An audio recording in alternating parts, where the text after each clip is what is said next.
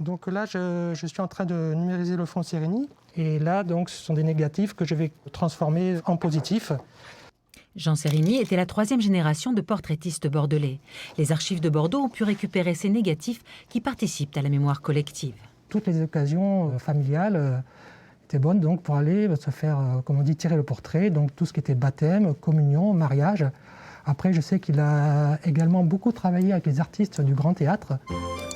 Durant les années 30 à 50, c'est une illustration de la famille à cette époque, avec aussi le début des pièces d'identité. Des femmes, des mères, mais aussi des artistes, l'image de la femme est en train de changer. Car avant cela, les archives de Bordeaux Métropole n'ont que très peu de représentations de femmes illustres.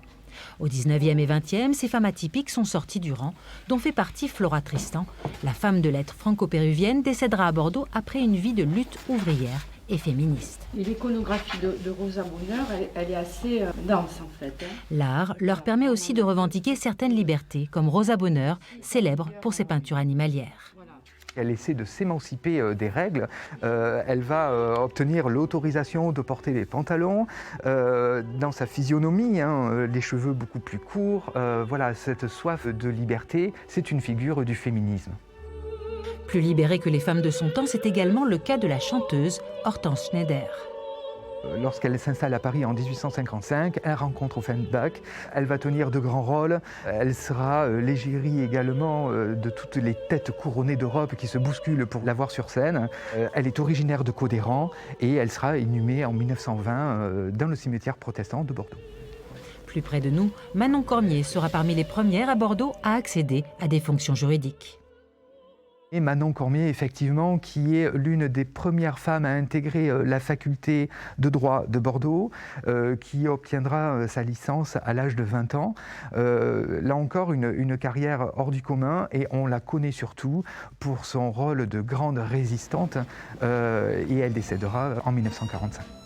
Dans les archives, d'autres femmes, anonymes celles-ci, posent dans des rôles plus convenus, auprès des enfants, des malades, ou illustrant des petits métiers des rues ou traditionnels. Pas de rôle de pouvoir, de savoir, si ce n'est dans l'enseignement. Après-guerre, en revanche, on les voit nombreuses, notamment dans les usines alimentaires.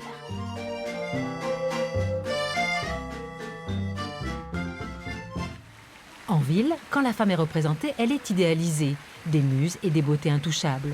Aujourd'hui, il faut savoir aussi restaurer la mémoire de vraies femmes qui ont marqué l'histoire. Cette sociologue rend hommage au travail anthropologique de Carole Lemay et du sculpteur Philippot qui ont donné corps à l'esclave Modeste Testa. Dans l'imaginaire collectif, souvent quand on pense à l'esclavage, on pense à des hommes.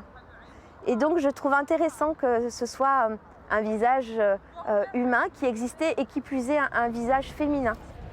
D'autres vécus, d'autres parcours féminins méritent sans doute d'être connus, car les jeunes filles ont besoin de modèles incarnés pour se projeter et oser prendre leur place, pas seulement sur la photo.